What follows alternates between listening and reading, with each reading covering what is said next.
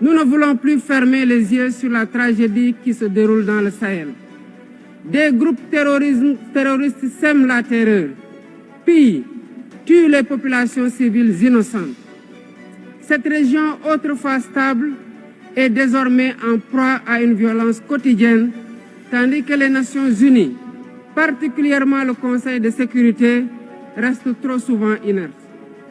De même, nous ne pouvons pas accepter que le Sahel devienne le théâtre de rivalités de puissances étrangères dont les affrontements ne font qu'aggraver la déstabilisation de la région. Je dois rappeler ici que la paix et la sécurité de l'Afrique sont indissociables de la paix mondiale.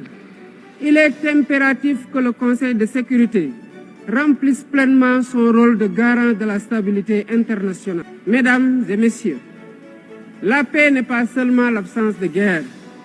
La paix, c'est aussi la possibilité pour chaque être humain de vivre dans la dignité, de se nourrir, de se loger, de s'éduquer et de recevoir des soins.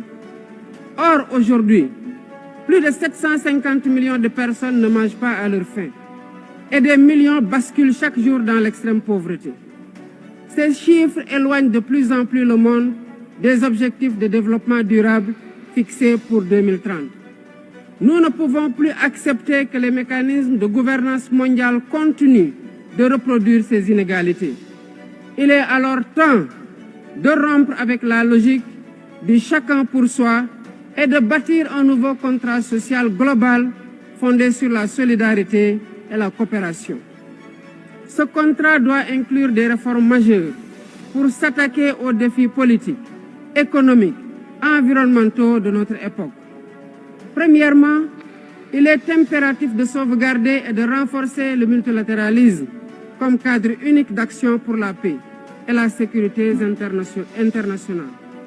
Cela passe par une réforme urgente des institutions mondiales, notamment le Conseil de sécurité, le FMI, la Banque mondiale, afin qu'elles soient plus inclusives et qu'elles reflètent les réalités géopolitiques et économiques actuelles. Le continent africain, en particulier, doit avoir une place plus importante dans ces instances de décision.